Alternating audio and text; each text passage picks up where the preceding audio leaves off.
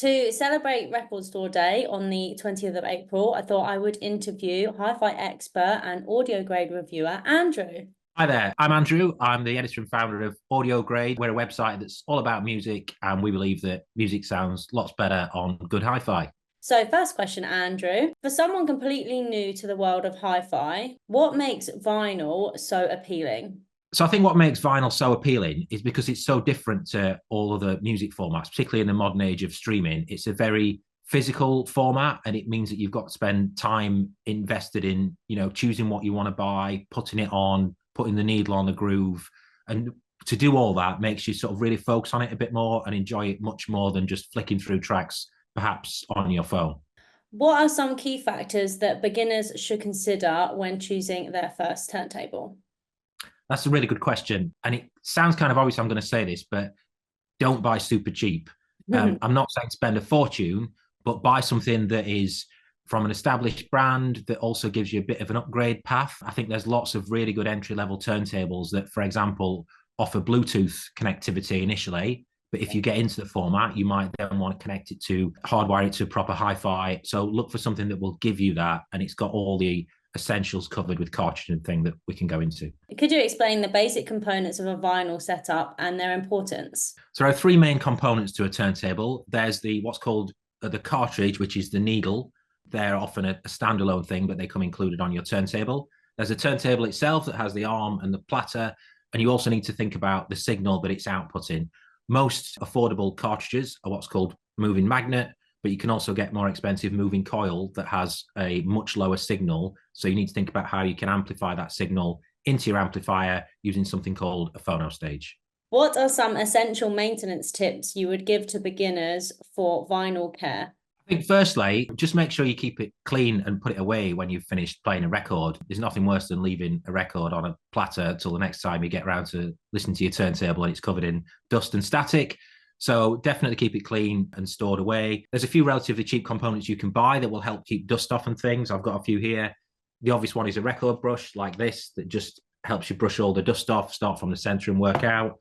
You could get a little stylus brush like this. If you work from the back of the cartridge forward, this will take all the dust and rubbish off the needle. Also, really basic thing, but that turntable needs to be level. It needs to be flat. So just a cheap spirit level that you could get off Amazon or wherever, pop that on your platter. If that's level, then you're starting from a good place. So some beginners might be a bit intimidated about setting up a vinyl system for the first time. Could you talk through a bit of a step-by-step process of where you would start and how you would upgrade possibly?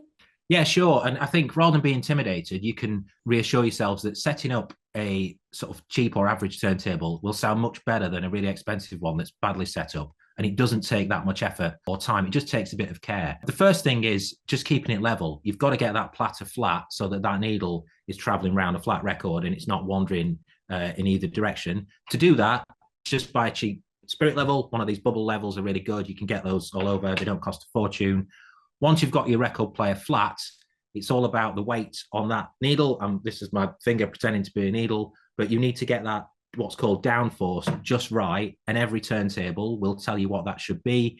It's normally between about 1.5 and 2.5 grams. And if you haven't got anything to weigh it with, you can buy something. This is a Shure SFG2. It's just like a little seesaw. You drop your needle on and you set the weight, and it tells you it's the exact right, what's called tracking force. Getting that right means you'll hear your records at their best because your cartridge is doing the best job it can be. So I think getting those two bits right is essential, and also making sure you've plugged it into your amplifier properly. So look at what your turntable's output is. It will either be a moving magnet or moving coil, and look at what your amplifier accepts and make sure it's plugged in and connected up properly. Vinyl collecting can be a hobby in itself. What advice would you give to beginners in regard to building their first vinyl collection? Yeah, that's a really good question. And vinyl isn't as cheap as it used to be. So I think, firstly, make sure the vinyl you're buying is stuff you really want to listen to. I stream music firstly, and if there's an album I really like, then I'll get it on vinyl. So I know I like that album, I'm gonna give it repeat listens. Don't be afraid of buying secondhand vinyl, but if you're doing that, make sure you're buying from a reputable seller. And there's also a universally accepted grading system with vinyl that has, min, excellent condition, etc., that covers the record itself and the sleeve, because to some people that's just as important. So make sure it's been categorized in that way and you're happy with what you're buying before you dive in. Charity shops and car boot sales can be good. You know, they can be really good value and you can find lots of good stuff that you might not necessarily have gone for in other shops, but it'll just take you down different avenues and, you know, open your kind of musical horizons a bit more. So I'd recommend those as well. So for those on a budget, what would you say is the most cost-effective way to set up a vinyl system without sacrificing too much quality? Sure. So I'd start with a turntable that offers different types of connectivity. The cheapest and fastest way to get set up is to buy a turntable with Bluetooth output, ideally aptX, which is a higher standard of Bluetooth. And then all you need is a Bluetooth speaker. Project and JBL are two brands that offer that type of turntable, for example. But what they also offer is a hardwire connection. So if you start enjoying the sound of vinyl and you want to build a bigger system, you've then got the option to plug it into a standalone amplifier and stereo speakers, etc. So I'd certainly start there. I'd also start with a turntable that's got a what's called a cartridge. It's a needle from a reputable brand that you can perhaps upgrade.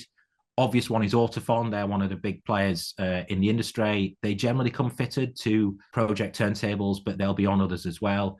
And you can, as well as swapping the needle itself, you can upgrade the cartridge. So that gives you a couple of upgrade paths. And I'd also start simple. So I wouldn't go for something that's a really complicated turntable just because it's cheap or secondhand. I'd go for something that's quite simple to use, quite simple to set up, that's not going to be intimidating. You can always get complicated later. Yeah, of course.